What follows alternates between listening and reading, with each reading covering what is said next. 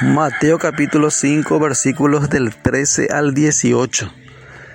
Es el primer discurso, el discurso evangélico de Jesús según el Evangelio de San Mateo. Jesús, el famoso discurso de las bienaventuranzas, o el sermón del monte, o el sermón de las montañas. Después de haber dado Jesús la nueva ley, la norma para vivir para sus discípulos, para con sus discípulos, Jesús les dice: vosotros sois la sal de la tierra y también vosotros sois la luz de este mundo. Si la sal se vuelve sosa, si la sal pierde su sabor, pierde su esencia, pierde su razón de ser, ¿para qué sirve? Solo para tirarla y para que los hombres la pisoteen. Decía el Papa Benedicto XVI que el gran problema de la iglesia no es tanto que el mundo odie a la iglesia. Las persecuciones y el odio del mundo hacia la iglesia, todas las persecuciones que está sufriendo la iglesia, que viene sufriendo hace años, él lo veía y decía que ese no es el problema tanto de la iglesia, sino más bien la secularización desde dentro de la iglesia. Ese es el problema. Que el mundo penetre a la iglesia. Cuando Jesús pide en este evangelio que la sal penetre al mundo. La sal, sirve para muchas cosas. La sal sirve para dar sabor. En la época de Jesús, la sal servía para preservar los alimentos. Entonces, Jesús nos pide que preservemos a este mundo. La sal servía para conservar los alimentos, para preservarlo. La sal tiene también como cualidad el curar. La sal es una medicina. Jesús nos pide que seamos medicina para este mundo. La sal corroe. La sal también, sí, la sal en una herida abierta, la sal produce dolor. También estamos llamados a producir dolor.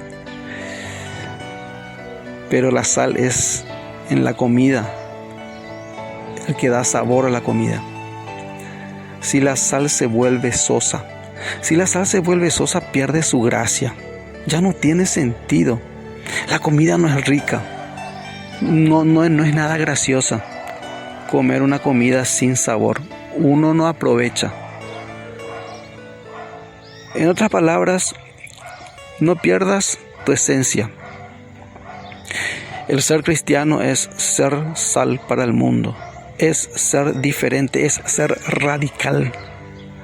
El ser cristiano en este mundo es eso. El mundo ha compenetrado, ha permeado a la iglesia, decía Benedicto XVI. Hoy es preciso escuchar, escudriñar, escuchar. Escuchar es prestar atención a lo que se oye. Hay diferencia entre escuchar y oír. Escuchar el evangelio de hoy y volver a ser sal para este mundo. No perder la esencia del cristianismo. El cristiano tiene que penetrar. Y lo curioso es que poquitita de sal se necesita para salar abundante comida. O sea, poquito que puedas ayudar a salar, a dar sabor a este mundo, es mucho. Sal de la tierra y luz del mundo. Que sus buenas obras alumbren al mundo. Este mundo que está en confusión, en tinieblas, sí que necesita de alguien que encienda la luz. Hay que encender la luz para salir de esta oscuridad. Hay mucha confusión en el mundo, hay mucha oscuridad, hay muchas tinieblas. Sí que falta la luz en este mundo. Falta que recuperemos la esencia del cristiano. Falta que recuperemos nuestra razón de ser. ¿Cuál es nuestra razón de ser? Ser sal y luz para este mundo. Este mundo necesita de verdaderos cristianos. Y podrás decir, pero yo no tengo nada que ver con esto, porque yo no. Te bautizaste, sí, perteneces a la iglesia cristiana católica. Si sos bautizado, sí, estás llamado a ser sal y luz. ¿Desde cuándo? Desde el día de tu bautismo. Y más si has pasado por el sacramento de la confirmación. Como dice el Catecismo de la Iglesia Católica en el numeral 1285. Todo aquel que ha recibido el sacramento de la confirmación está obligado a extender y defender la fe con sus palabras y sus obras. En otras palabras, tiene la obligación de ser sal y luz. Si no cumple con esta función, pues perdió la gracia. No tiene razón de ser. No puede llamarse cristiano. Hoy el Evangelio nos invita a eso, a dar respuesta a los por qué de este mundo. Ese es el sentido, esa es la razón de ser del Sermón de las Montañas. Dar respuestas a los por qué de este mundo.